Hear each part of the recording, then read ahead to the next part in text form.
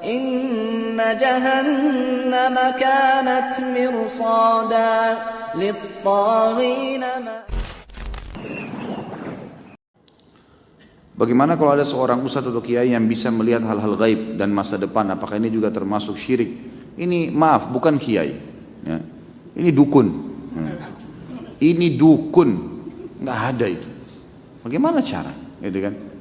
Ini semua tidak mungkin terjadi. Ini semua khurafat yang masuk ke dalam sebagian orang dan memakai nama suci. Nama kiai itu suci. Kiai, guru, ustadz, itu semua nama-nama yang suci sebenarnya, nama orang-orang yang menyampaikan agama Allah. Bagaimana mereka bisa kontaminasikan dengan melihat jin lah, melihat inilah, menebak masa depan? Ini nggak ada semuanya, gitu kan? Nabi Muhammad SAW, guru dan kiai kita, disepakati oleh semua ya kaum muslimin. Nggak ada orang yang berani mengatakan, kecuali dia bukan muslim, bahwasanya Muhammad bukan kiai saya SAW. Kita pasti mengaku beliau kiai kita yang paling besar. Semua mazhab apapun ikut kembali kepada Nabi SAW. Nabi SAW kalau didatangin oleh beberapa sahabat yang bertanya dan beliau belum tahu hukumnya, belum ada wahyu, beliau diam, tidak ngomong.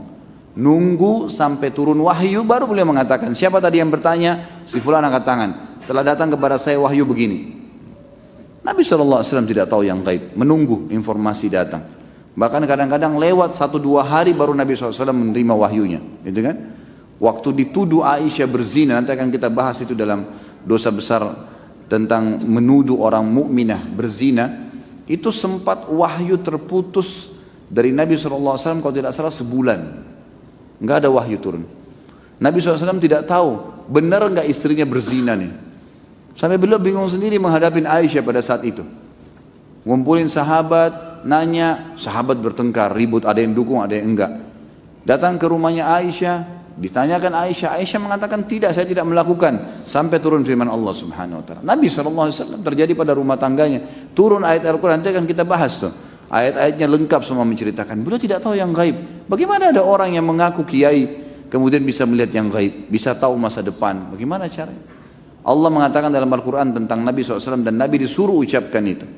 A'udzu billahi minasyaitonir rajim. Qul law kuntu a'lamul ghaiba lastakthartu minal khairi wa ma massani as-su. Katakan hai Muhammad kepada mereka, kalau saya ini tahu yang gaib, maka pasti saya akan perbanyak kebaikan-kebaikan dan saya tidak akan ditimpa masalah. Tidak akan ditimpa masalah karena sudah tahu, oh di sana nanti ada orang yang ganggu saya. Udah, saya enggak usah ke sana.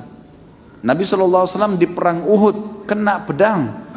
Sampai kemarin kita bahas kabar Abdurrahman ibn Auf, bagaimana melengket pedang di topi besi beliau, dan Abdurrahman cabut radhiyallahu anhu dengan giginya sampai giginya tanggal, luka berdarah kening Nabi SAW. Gigi beliau sempat pecah, pundak beliau sempat kena hantaman pedang orang kafir. Nabi SAW tidak tahu itu sebelum keluar dari Uhud, sebelum keluar dari Madinah, nggak tahu sama sekali. Bahkan beliau mengatakan, saya rasakan sakitnya sebulan, gitu kan. Kalau Nabi SAW tahu, Nabi tidak akan keluar. Tapi memang begitulah, gitu kan. Memang tidak ada yang tahu. Dan ini sudah panjang lebar. Ada juga judul di YouTube, bisa dilihat ceramah saya, Kiaiku Muhammad, Kiai Anda siapa. Panjang lebar saya jelaskan. Banyak dalil-dalil Al-Quran, banyak sekali yang menjelaskan kalau Nabi SAW tidak tahu hal-hal yang gaib, tidak tahu masa depan, gitu kan. Jelas semuanya itu.